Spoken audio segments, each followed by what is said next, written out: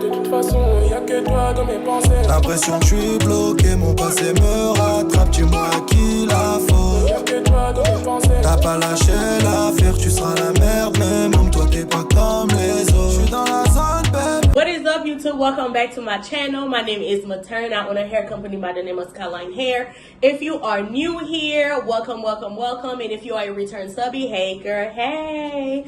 So today we are going to talk about the insurance side of being a cranial prosthesis specialist. I know in my last video, I talked about like what a cranial prosthesis is and what a cranial prosthesis specialist does.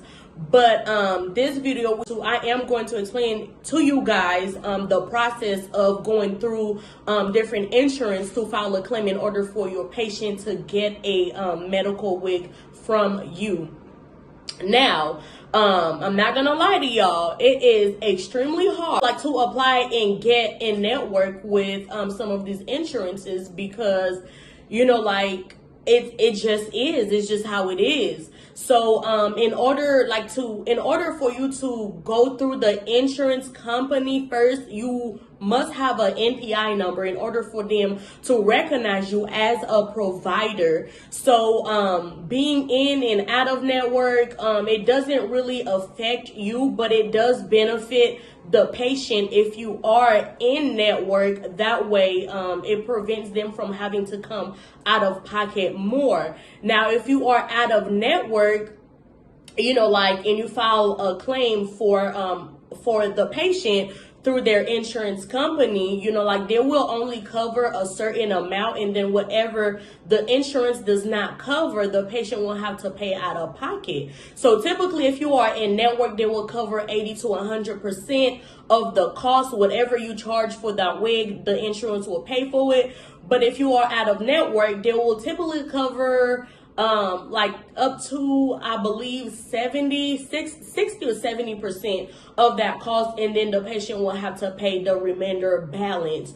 But either way, you still getting that back. It does benefit your patients if you are in network, but for me, personally, I'm not in network with any insurance company because currently I'm living in the state of Indiana, but if I choose to move, let's say I go to Florida or Atlanta, being in network with the insurances that are here, it's not going to benefit me if I was to move to a different state. So I rather practice out of network. That way, wherever I go, I'm still able to,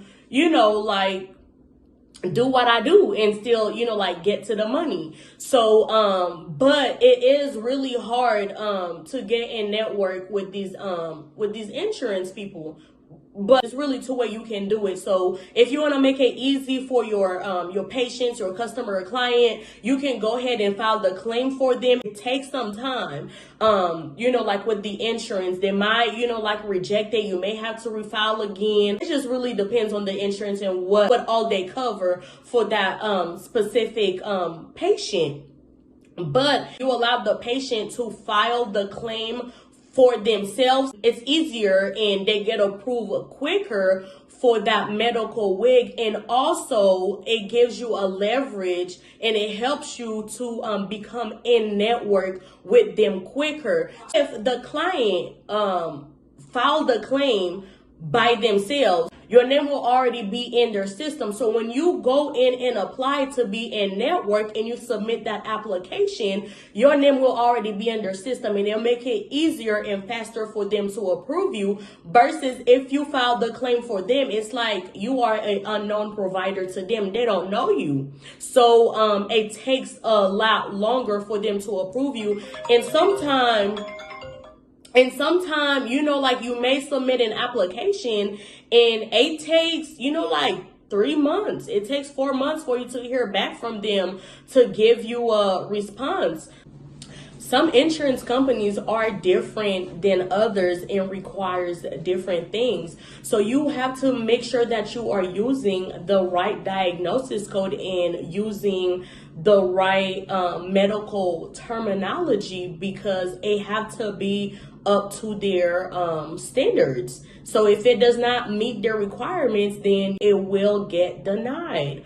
I do plan on offering a medical wig course maybe later this year. I'm not sure exactly when I will be coming out with that. So if that is something that you guys are interested in, I will have that available. Not sure of dates or anything like that as of right now, and I will go into detail teaching you guys right medical terminology, the different type of diagnosis that is needed, how to get your credentials, educate you guys more on the different diagnoses. So it's a lot that goes into it, but I promise you, once you learn all of that and you get your credential, I promise it's a lot of money in there. Like, it's a lot of money in the medical side of wig making. And you'll be able to work with different organizations. You'll be able to partner up with different hospitals. I'm not sure if you guys know, but these little shops, you know, like inside the hospital where, you know, like they sell, you know, like wigs, like to cancer patients. And half of the time, these wigs are not even, you know, like real human hair. They're synthetic wigs, and they're charging an arm and a leg. You know, these patients are paying, you know, like thousands of dollars for these wigs, and half of the time they're not even quality hair. Now imagine you as a wig maker making and selling quality wigs. You know, like imagine how much money you can make off of that, you know, like just selling one wig to, you know, like a patient. You know, you can price it, you know, to your liking. If you want to charge $1,000 for one wig, you can do that and they will pay for it. So it's a lot that goes into being a cranial prosthesis specialist, and it's really good for business. But yeah, that's all that I have for you guys. Don't forget to like, subscribe, and see you guys later.